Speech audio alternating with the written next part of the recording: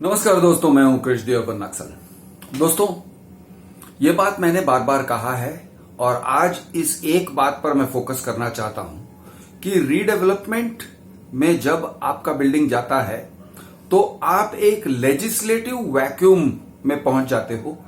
यानी आप उस अंधेरे में पहुंच जाते हो जहां पे कायदे कानून की रोशनी नहीं पहुंच सकती है। आप उस जगह पे पहुंच जाते हो जहां पे कोई भी कोर्ट आपको मदद नहीं करेगा। न पुलिस, न मजिस्ट्रेट, न कंज्यूमर कोर्ट, न सिविल कोर्ट, न रेरा, न हाई कोर्ट, न सुप्रीम कोर्ट। आप उस जगह पर पहुंच जाते हो जब आप अपने सोसाइटी के प्रेमिसेस यानी अपने फ्लैट को छोड़कर वनवास में चले जाते हो और अपना फ्लैट, अपना बिल्डिंग बिल्डर को के कब्जे में छोड़ के जाते हो। उस समय आप तो जानते नहीं हो, आपको लगता है ठीक है, हमने कॉन्ट्रैक्ट साइन किया है, हमारा ट्राइपार्टाइट एग्रीमेंट है, हमारा रजिस्टर्ड एग्रीमेंट है, सब कुछ है। लेकिन सब कुछ होने के बावजूद आपके पास कुछ भी नहीं है, क्योंकि आप इंडिविजुअल फ्लैट बायर्स उस जगह पर खड़े हो जहां पर आपका कोई महद सहायता नहीं करेगा अगर बिल्डर ने आपको फ्लैट बनाकर नहीं दिया तो। टाइम पर नहीं बना के दिया, या बना के ही नहीं दिया, या बना के दिया लेकिन डिफेक्टिव क्वालिटी का दिया, या फिर ऐसे बना के दिया कि उसमें बहुत सारे इश्यूज हैं। आप अगर पुलिस में जाना चाहो आपको रिलीफ नहीं मिलेगा, कोर्ट में जाना चाहो आपको रिलीफ नहीं मिलेगा। कोऑपरेटिव कोर्ट हो, कंज्यूमर कोर्ट हो, सिविल कोर्ट हो, रेरा हो, कहीं भी आपको रिलीफ नहीं मिलेगा। आपकी सहायता कोई नहीं करेगा, हर एक आपको धक्का मार के निकालेगा। ऐसा क्यों? और अब मैं आपको ये जो कंसेप्ट है, सिर्फ ये लेजिस्लेटिव वैक्यूम, इस बात को मैं विस्तार में समझाने जा रहा हूं और कुछ भी नहीं समझाऊंगा इस वीडियो में, सिर्फ लेजिस्लेटिव वैक्यूम। तो दोस्तों, ऐसा क्यों है? आप कहोगे जब अग्रीमेंट साइन होता है तो अग्रीमेंट हमारी सुरक्षा करती है। अग्रीमेंट हमें कानून की सुरक्षा देती है, ऐसे आप मानते हो। फ्लैट बायर्स, सोसाइटी के मैनेजिंग कमेटी भी आपको तसल्ली दिलाते हैं। बहुत बड़े बड़े वकीलों ने ये अग्रीमेंट का ड्राफ्ट बनाया है। अब आपके साथ कुछ गलत नहीं हो सकता है, एकदम वाटर टाइट अग्रीमेंट है। तो पहली बात है, मैं कह दूं कि वो जो अग्रीमेंट होता है उसका ड्राफ्टिंग मेनली बिल्डर के साइड से होता है, आपके साइड से नहीं होता है। और बिल्डर ने सारे नट बोल्ट्स लूज किए होते हैं, सारे आपके अधिकार ले लिए होते हैं अग्रीमेंट में, और इस तरह की परिस्थिति खड़ी कर दी होती है कि हर छूट उसे मिले, हर कंसेशन उसे मिले और आपको कुछ भी ना मिले। इस तरह का सिचुएशन उसने अग्रीमेंट में ही खड़ा कर दिया है। लेकिन अग्रीमेंट अगर एकदम आपके तरफ हो, बिल्कुल आपके तरफ से ड्राफ्टिंग किया गया हो, परफेक्ट ड्राफ्टिंग हो, तो भी आप कुछ नहीं कर सकते हो। यानी आप सोचो कि आपकी हालत कितनी खराब है। परफेक्ट ड्राफ्ट अगर होता ना तो भी आप कुछ नहीं कर सकते। ये तो ड्राफ्ट में इतने इंपरफेक्शंस हैं, आप क्या कर लोगे? अब मैं आपको समझा रहा हूं, कोऑपरेटिव कोर्ट काम नहीं करेगा आपके फेवर में। क्यों? सुनिए। कोऑपरेटिव कोर्ट का ज्यूरिसडिक्शन कहां पर है या किससे बनता है? चलिए महाराष्ट्र की बात करते हैं। तो Maharashtra cooperative societies act, MCS act को इफेक्ट देने के लिए बना है कोऑपरेटिव कोर्ट, और corporation department, registrar, deputy registrar, district deputy registrar, joint registrar वगैरह वगैरह। तो महाराष्ट्र कोऑपरेटिव सोसाइटीज एक्ट के दायरे से आप बाहर निकल जाते हो, ऐसे मैं पहले कह रहा हूं। यानी MCS एक्ट आपको रीडेवलपमेंट के मामले में लागू नहीं होगा। यानी आप रजिस्ट्रार के पास जाओ, या आप कोऑपरेटिव कोर्ट में जाओ, कोई फर्क नहीं पड़ने वाला है, आपको कोई रिलीफ नहीं मिलेगा बिल्डर के अगेंस्ट। ऐसे क्यों? क्योंकि Maharashtra cooperative societies act, MCS act, या कोई भी स्टेट का कोऑपरेटिव सोसाइटीज एक्ट सिर्फ मैनेजिंग कमिटी और फ्लैट ओनर्स के बीच में जो रिश्ता है उसको कायम रखने के लिए है। उसका पर्पस इतना ही है कि वो मैनेजिंग कमिटी और उसके फ्लैट बायर्स के बीच के रिश्ते को कायम रखे, उसको गवर्न करे, उसको रेगुलेट करे। वो काम भी वो एकदम ही बकवास तरीके से करते हैं। महाराष्ट्र में मैं एक्सपीरियंस बता दूं तो आप अगर यानी कोऑपरेटिव कोर्ट या रजिस्ट्रार के पास जाते हो तो वो लोग नौटंकीबाज ज्यादा हैं और काम करने वाले कम, कार्यकर्ता कम हैं। तो अगर वो काम भी अगर करते तो भी आप एमसीएस एक्ट या कोऑपरेटिव सोसाइटीज एक्ट के दायरे से बाहर निकल चुके हो। जब आपका सोसाइटी एक बिल्डर के साथ अग्रीमेंट साइन करता है, ध्यान में रहे, तो आप बिल्डर के साथ कोई भी रिश्ते में नहीं हो। You are not in any relationship. हाँ, ट्राइपरटाइट एग्रीमेंट जो है वो एक वीक टाइप ऑफ रिश्ता कायम करता है, बहुत ही वीक। ट्राइपरटाइट अग्रीमेंट के अंदर सिर्फ आपके ये राइट्स हैं कि इतने स्क्वायर फीट मिलेंगे वगैरह वगैरह, और हमको अल्टरनेटिव अकोमोडेशन रेंट मिलेगा, एटसेट्रा एटसेट्रा, ये सब है। लेकिन आप ये ट्राइपरटाइट अग्रीमेंट को लेकर अगर आप बिल्डर को कोर्ट में ले जाने की कोशिश करिए, कोऑपरेटिव कोर्ट फॉरगेट इट, नहीं होने वाला है। क्योंकि कॉर्पोरेशन डिपार्टमेंट बोलेगा देखो भाई, बिल्डर जो है, बिल्डर के ऊपर हमारा कोई ज्यूरिसडिक्शन नहीं है। बिल्डर का जो एक्टिविटी है वो कोऑपरेटिव एक्टिविटी नहीं है। हाँ, आपका और आपके मैनेजिंग कमेटी के बीच का जो रिश्ता है वो कोऑपरेटिव है। आप अपनी मैनेजिंग कमेटी के ऊपर केस दर्ज कर सकते हो, लेकिन दर्ज करके फायदा क्या? आपके मैनेजिंग कमेटी ने कॉन्ट्रैक्ट दिया है बिल्डर को काम करने के लिए, आपने कोई कुछ नहीं किया है। आप इंडिविजुअल फ्लैट मेंबर्स हो, सोसाइटी के मेंबर्स हो, आपका लोकस स्टैंडी नहीं है कि आप बिल्डर के अगेंस्ट केस कर सको। और बिल्डर के को कोऑपरेटिव कोर्ट या रजिस्ट्रार के सामने बुलाने का सवाल ही नहीं उठता है, सवाल ही नहीं है। आप अगर कोई जुगाड़ करोगे, किसी तरह से आपका वकील जुगाड़ करेगा, शायद एक आध हियरिंग के लिए वो आके जाएगा, बस खत्म। कोई ऑर्डर नहीं पास कर सकते। अगर उन्होंने गलत सलत ऑर्डर पास कर दिया ना प्रेशर में आके, तो वो हाई कोर्ट में जाके उसको क्वॉश करवा के आ जाएगा। वो कहेगा इनका ज्यूरिसडिक्शन नहीं है। तो ज्यूरिसडिक्शन इश्यू की वजह से कोऑपरेटिव कोर्ट आपके लिए नहीं है। चलिए, दूसरी जगह क्या है? आप सोचोगे कंज्यूमर कोर्ट में जाएंगे, हम जाएंगे कंज्यूमर कोर्ट में। अगेन, आपका बिल्डर के साथ रिश्ता क्या है? आप कहोगे हम बिल्डर के कंज्यूमर हैं, बिल्डर हमको वो विक्रेता है, builder is seller to me. गलत, पूरी तरह से गलत। आपका सोसाइटी और बिल्डर पार्टनर है, पार्टनर, को प्रमोटर। एक बिल्डिंग प्रोजेक्ट है, बिल्डर ने ये बिल्डिंग प्रोजेक्ट का कंसेप्ट बनाया है, उसके लिए पैसे जमा कर रहा है, लेकिन आपके सोसाइटी ने उसके लिए जमीन दिया है। वो जमीन आपके सोसाइटी का जमीन है। सोसाइटी का जमीन आपका जमीन नहीं है, याद रखिए, सोसाइटी का जमीन है। सोसाइटी ने बिल्डर के साथ पार्टनरशिप किया है through registered agreement, redevelopment agreement. उन्होंने पार्टनरशिप किया है, याद रखिए। अब आप कौन हो? तो आप सोसाइटी के मेंबर्स हो, इंडिविजुअल मेंबर्स। अगर बिल्डर ने फ्लैट बना के आपको नहीं दिया, आपके मैनेजिंग कमेटी को केस करना चाहिए बिल्डर के ऊपर। Managing committee should take the builder to court. कौन सा कोर्ट? Civil court. किस लिए? Breach of contract. क्या आपकी मैनेजिंग कमेटी इसके लिए राजी है?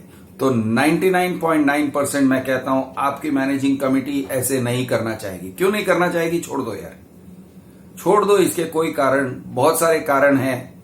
करप्शन वाला कारण हो कि बैकबोन नहीं है उसका कारण हो, या उनकी यानी कुछ भी कारण हो, लेकिन आपके सोसाइटी की मैनेजिंग कमेटी न बिल्डर को ले जाना चाहती है कोर्ट में, और न उनके अंदर वो काबिलियत है कि वो एक वकील को इंटेलिजेंटली हैंडल कर सके। बिल्कुल नहीं है। वो ब्रीफ जो करना चाहिए उसको वकील को एक, यानी वकील अगर एक तीर है तो आपका सोसाइटी को ये धनुष का काम करना चाहिए। धनुष तीर को सीधा उड़ाता है, लेकिन आपका सोसाइटी धनुष है ही नहीं। उसमें धनुष का काम करने के लिए ताकत है ही नहीं, वो करेगा ही नहीं। तो 99% मैं कहता हूं आपका मैनेजिंग कमेटी काबिल ही नहीं है कि गधे से गधे बिल्डर को काबू में ला सके थ्रू सिविल कोर्ट। अब आप लोग मतलब इंडिविजुअल्स जो परेशान हैं, बिल्डर से पीड़ित हैं, बिल्डर के काम न करने से पीड़ित है, बिल्डर के लेट डिलीवरी से पीड़ित है, बिल्डर के परमिशन न लाने से पीड़ित हैं, या परमिशन लाकर डिले करने से, प्रोजेक्ट डिले करने से पीड़ित हैं। आपको फ्लैट नहीं मिला है इसलिए आप पीड़ित हैं। आपको फ्लैट मिला लेकिन प्रोजेक्ट कुछ ठीक नहीं हुआ, इससे आप पीड़ित हैं। बांधकाम ठीक नहीं है, या गलत डिजाइन था, या जो भी था, आपके साथ चीटिंग हुआ, आपको गलत प्रॉमिस दिया गया था और उसने कहा कुछ और दिया कुछ और। किसी भी कारण से आप पीड़ित हो, आप अगर बिल्डर के अगेंस्ट डायरेक्ट जाओगे to civil court, civil court आपको उठा के फेंक देगा। क्यों? सिविल कोर्ट बोलेगा देखो भाई, आपके और बिल्डर के बीच में रिश्ता क्या है। आप कहोगे हम सोसाइटी के मेंबर हैं। वो कहेंगे रीडेवलपमेंट एग्रीमेंट किसके बीच में था? आप कहोगे सोसाइटी के बीच में। वो कहेंगे सोसाइटी के ऊपर केस डालो। बिल्डर के ऊपर केस डाला है, आप सोसाइटी पे भी केस डालो। तो आपको बिल्डर और सोसाइटी दोनों के ऊपर केस डालना पड़ेगा। अब आप हो और आपकी सोसाइटी है, सोसाइटी को आपके साइड पे रहना चाहिए, सोसाइटी आपको रिप्रेजेंट करना चाहिए, लेकिन ऐसे नहीं होता है। सोसाइटी बिल्डर को रिप्रेजेंट करता है। क्यों? छोड़ दो यार, कारण बहुत सारे हैं, वो सब छोड़ दो। सोसाइटी बिल्डर के तरफ चली जाएगी, मैनेजिंग कमेटी बिल्डर की आवाज में बोलेगी, शायद बिल्डर का ही वकील मैनेजिंग कमेटी के लिए पूरा रिप्लाई ड्राफ्ट करके दे देगा, या फिर मैनेजिंग कमेटी वाले बोलेंगे सर जो बिल्डर बोलता है ना वही सही है हमारे लिए, चलो हो गया। Builder is not managing committee is not against builder. Managing committee builder के अगेंस्ट नहीं जाएगा सिविल कोर्ट में। आप केस करो, जो भी करो, आप थक जाओगे, हार जाओगे, आपको अच्छा रिजल्ट नहीं मिलने वाला है। दूसरा कारण यह है, बड़ा अजीब कारण है दोस्तों। हमारे देश में जो डेमोक्रेसी है, वैसे डेमोक्रेसी में मेजॉरिटेरियनिज्म नहीं चलता है, ठीक है। डेमोक्रेसी में ड्यू प्रोसेस होना चाहिए, यानी एक सही पद्धति से काम करना चाहिए। सही पद्धति, डेमोक्रेटिक पद्धति। मेजॉरिटेरियनिज्म क्या है कि भाई उनके नंबर्स ज्यादा हैं तो वही सही है। लेकिन रीडेवलपमेंट में बार बार यह देखा गया है कि जजेस मेजॉरिटेरियनिज्म के तरफ जाते हैं। कोऑपरेटिव सोसाइटीज के मामले में उनका कुछ ऐसा सोचना है कि भाई सोसाइटी जो है ना वो एक इंडिपेंडेंट स्ट्रक्चर है, जैसे फैमिली। अरे वो फैमिली के अंदर भी घुस जाते हैं, वो फैमिली में भी घुस जाएंगे, वो इसमें भी घुस जाएंगे कि भाई तुमने मैरिटल रेप किया अपने वाइफ का वगैरह वगैरह, इसमें भी घुस जाएंगे जजेस। लेकिन मैनेजिंग कमेटी अगर गलत तरीके से मिनट्स लिखती है, एजेंडा लिखती है, आपको गुमराह करती है, यानी मीटिंग में हुआ कुछ और एजेंडा और मिनट्स में लिखा था कुछ और, आपको परेशान कर रही है, आपको दबा रही है, आपके साथ बुलिंग हो रहा है, कोर्ट कुछ नहीं करेगा। ये बार बार देखा गया है। I am sorry. Indian judiciary का एक अनरिटन नहीं, रिटन डॉक्ट्रिन हो चुका है कि 51% पब्लिक अगर रीडेवलपमेंट के फेवर में है, बिल्डर के फेवर में है, बिल्डर चाहे गधा हो, चाहे दुनिया का सबसे कमीना आदमी हो, चाहे दाऊद इब्राहिम क्यों ना हो, कोई भी हो, दुनिया का सबसे नीच इंसान क्यों ना हो, नाकाबिल इंसान क्यों ना हो, सोसाइटी ने उसको रीडेवलपमेंट का काम दे दिया है। 51% मेजॉरिटी है, 51% मेजॉरिटी, नॉट इवन 70% मेजॉरिटी। तो जजेस कहते हैं भाई सॉरी, हम कुछ नहीं कर सकते, हम इसमें इंटरफियर नहीं करेंगे, इनका ये इंटरनल मामला है। ड्यू प्रोसेस का क्या? What about due process? एक पद्धति से काम होना चाहिए, सिस्टम से काम होना चाहिए। सोसाइटी को भाई ड्यू डिलीजेंस एक्सरसाइज करना चाहिए था, बिल्डर का बैकग्राउंड चेक करना चाहिए था, उसकी कैपेबिलिटी है कि नहीं करना चाहिए था। वो कहेंगे जाओ तुम कोर्ट में जाओ, कंज्यूमर कोर्ट में जा सकते हो या फिर कोऑपरेटिव कोर्ट में जा सकते हो, अगेंस्ट आपकी मैनेजिंग कमेटी। आप जाइए मैनेजिंग कमेटी के अगेंस्ट कोर्ट में, लेकिन आपको मैनेजिंग कमेटी के अगेंस्ट कोर्ट में जाके क्या मिलेगा? कुछ भी नहीं मिलेगा। क्या इसका प्रेशर बिल्डर के ऊपर पड़ेगा? बिल्कुल नहीं पड़ेगा। क्या सोसाइटी मैनेजिंग कमेटी उसको रेस्पॉन्ड करेगी कि भाई आपने हमारे ऊपर प्रेशर डाला, हम बिल्डर के ऊपर प्रेशर डालेंगे? बहुत ज्यादा फारफेच्ड है, ऐसे नॉर्मली होता नहीं है, बहुत मुश्किल है, ये काम करना बहुत ही मुश्किल है। मतलब कहने का मतलब ये हुआ कि आपको ऐसे कैच 22 सिचुएशन में डाल देते हैं कि आप एक बाटली में बंद हो और आप बाटली से नहीं निकल सकते हो। वो जिन है ना, जिन को बाटली में बंद कर देते हैं और ढक्कन मार देते हैं और फिर वो हजारों साल के लिए बाहर नहीं निकल सकता है। तो आप लोग सोसाइटी वाले उस टाइप के जिन हो जिसको बाटली में बंद कर दिया, पैक कर दिया, सील कर दिया और पकड़ा दिया बिल्डर को। ह्यूमन ट्रैफिकिंग नंबर 1 है ये, एकदम ह्यूमन ट्रैफिकिंग है। इनफैक्ट कॉर्पोरेशन डिपार्टमेंट वाले कैमरा मीटिंग में पैसे लेते हैं, ओपन सीक्रेट है। बिल्डर आता है, जैसे जैसे आप कहते जाते हो भाई हम सो एंड सो बिल्डर को सिलेक्ट करते हैं, कैमरा में देख के, वीडियो कैमरा में देख के आप कहते हो मैं so and so, flat number so and so, हम इस बिल्डर को सिलेक्ट कर रहे हैं। ये पद्धति के लिए वो लोग एक इंसान को भेजते हैं, ऑर्डिनरी कॉर्पोरेशन डिपार्टमेंट का एक इंसान को भेजते हैं, लेकिन ये मीटिंग में आने के लिए ऑलरेडी कॉर्पोरेशन डिपार्टमेंट में कहीं पर फ्लैट 30, 40, 50 हजार, 60 हजार, 1 लाख रुपया पहुंच गया है पर फ्लैट, डिपेंडिंग ऑन कहां पे हो ये फ्लैट। कल्याण में है तो शायद 15,000 पर फ्लैट, और साउथ बॉम्बे में है तो शायद 1 लाख, 1.5 लाख पर फ्लैट, या उससे भी ज्यादा होगा, मुझे पता नहीं। लेकिन ये पैकेट कॉर्पोरेशन डिपार्टमेंट में पहुंचता है, यानी कॉर्पोरेशन डिपार्टमेंट आपको गाय, भैंस, बकरी, ऊंट की तरह पकड़ के बिल्डर को बेच रही है। बिल्डर आपका डोर पकड़ लेता है और आपको खींच के लेके जाता है, और बिल्डर का एक सेंस आ जाता है, उसको एक प्रॉपर्टी का सेंस आता है कि ये लोग अब मेरे प्रॉपर्टी हैं, इनका सोसाइटी मेरा प्रॉपर्टी है, इनके सोसाइटी पे मेरा कब्जा है। सोसाइटी पे, जमीन पे नहीं, पूरे सोसाइटी पे कब्जा है। तो वो कब्जा, और सब बिल्डर्स उसको रिकॉग्नाइज करते हैं, वो कहते हैं हाँ भाई तेरा कब्जा है। क्यों? क्योंकि वो लोग एक ट्रेड यूनियन की तरह है, वो एक दूसरे का, वो चोरों का ये है, चोरों की जमात है, वो एक दूसरे की बात काटते नहीं है, वो एक दूसरे की बात रखेंगे। तो वो भी कहते हैं हाँ भाई तुमने ये बिल्डिंग, ये सोसाइटी को खरीद लिया, बिल्डिंग को नहीं खरीदा, सोसाइटी को खरीद लिया, और अब ये सोसाइटी तुम्हारा है, जैसे कोई गाय, भैंस, बकरी किसी का हो जाता है, इस तरह से आपका हाल होता है।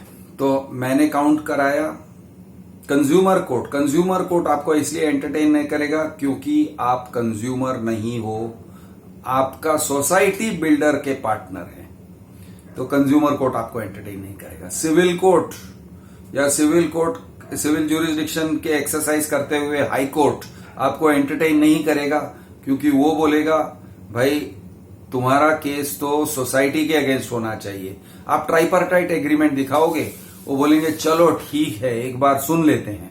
लेकिन अगर आप जैसे ही आप डेवलपमेंट एग्रीमेंट की बात करोगे, वो बोलेंगे डेवलपमेंट एग्रीमेंट सोसाइटी और बिल्डर के बीच में है, तुम कौन होते हो डेवलपमेंट एग्रीमेंट के बारे में बात करने वाले। यानी आप सिर्फ ट्राइपार्टाइट एग्रीमेंट के दायरे में रह सकते हो, उसमें भी आप अपने मैनेजिंग कमेटी को लेके आओगे, उनको उनके ऊपर भी केस होगा, मैनेजिंग कमेटी वाले भी रिप्लाई करेंगे, केस चलते रहेगा, आपका बिल्डिंग प्रोजेक्ट ठप रहेगा और आपका मैं गारंटी से कहता हूं बहुत कम चांसेस हैं कि आप जीत सकते हो या इवन बिल्डर पे रीजनेबल प्रेशर डाल सकते हो। जीतना तो दूर की बात है, प्रेशर तो आना चाहिए बिल्डर पे, केस करोगे तो वो भी नहीं आएगा, आपके ऊपर प्रेशर आएगा। कंज्यूमर कोर्ट हो गया, रेरा। अब रेरा पे कई बार बात चल चुकी है, अरे रेरा में अब हम ये भी लेके आएंगे, रीडेवलपमेंट के सोसाइटीज भी रेरा में शामिल हैं, यानी उनको प्रोटेक्शन मिलेगा, रेरा का हो ही नहीं सकता है। रेरा एक्ट क्या है? रेरा एक्ट में allottee is flat buyer and promoter is builder and co promoter is your society. Co promoter के अगेंस्ट केस करेगा तो रेरा एक्ट में करीब करीब कोई सॉल्यूशन नहीं है। आई एम सॉरी, वो फोरम उस काम के लिए बनाया ही नहीं है। ये जो फोरम है RERA as a competent authority, as a quasi judicial authority, वो बनाया ही नहीं है कि प्रोमोटर और को प्रोमोटर के बीच के झगड़े को सुलझाए। मतलब रेरा में आपको न्याय नहीं मिलने वाला है, वो एक्ट बना ही नहीं है उसके लिए, और वो एक्ट के बाहर रेरा जा नहीं सकते हैं। यानी रेरा द कॉम्पिटेंट अथॉरिटी, जैसे कि महारेरा है, वो जा ही नहीं सकते हैं रेरा एक्ट को छोड़कर, तो आपको वहां पे भी न्याय नहीं मिलेगा। सो एज इससे अच्छा चलिए और एक बात, क्रिमिनल तो पुलिस और मैजिस्ट्रेट। भाई आपने तो एग्रीमेंट साइन किया है, पुलिस कहेंगे ये तो सिविल मैटर है, या फिर वो कहेंगे ये कोऑपरेटिव मैटर है, या फिर वो कहेंगे वो कहीं का भी मैटर है लेकिन हमारा मैटर नहीं है, क्रिमिनल नहीं है। क्यों? क्योंकि एग्रीमेंट का ब्रीच की बात कर रहे हो ना। एग्रीमेंट किया, उसने फॉलो नहीं किया, आपने जानबूझ के अपना समझ के आपने घर उसको दे दिया, करेक्ट? आपने साइन किया ना, उसको कब्जा दे दिया ना। किसने कब्जा दिया? आपने कब्जा दिया, आपके सोसाइटी ने कब्जा दिया, हो गया। आपका सोसाइटी पुलिस के पास जाएगा नहीं, गया तो भी एंटरटेन नहीं करेंगे, यानी आपको कोई भी रिलीफ नहीं मिलने वाला है, even from police, even from कोई भी कहीं से भी आपको रिलीफ नहीं मिलता है। मतलब again I repeat, legislative vacuum, कायदे कानून, ऐसा अंधेरा जहां पे कायदा कानून की रोशनी नहीं पहुंचती है, ये है सोसाइटी का रीडेवलपमेंट। सावधान रहिए। मैं हूं आपका दोस्त कृष्ण और नक्सल। जय हिंद, जय महाराष्ट्र।